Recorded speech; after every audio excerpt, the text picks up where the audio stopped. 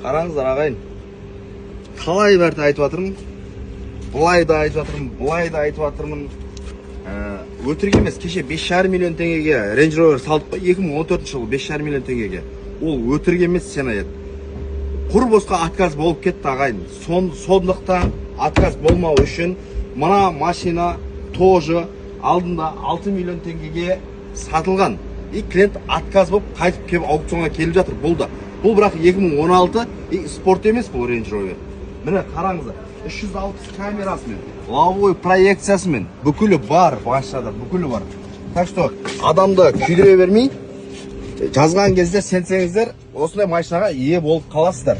5 миллион 800 теңге қазір. Мынау 5 миллион 800 теңге. 5 миллион 800 теңгеге алып алуға болады сіздерге.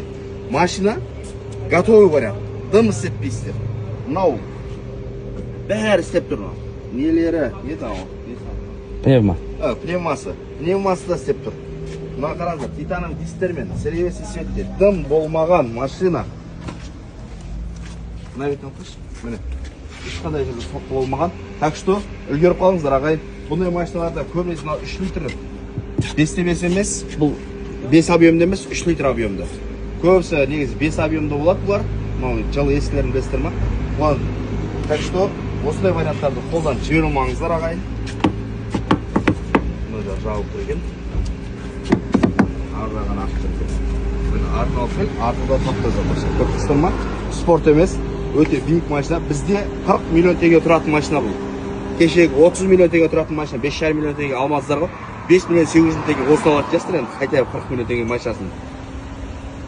Көбісі сұрады, просто бізді алдап жатыр, андай сена, мынандай сена дегеннен кейін бізді енді сенбесен білеміз ғой, біз өзіміз осындай жіберген нағымыз болған екен.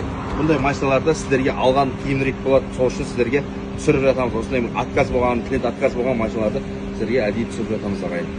Так что башқа сәттілік қолдан жібермеңіздер.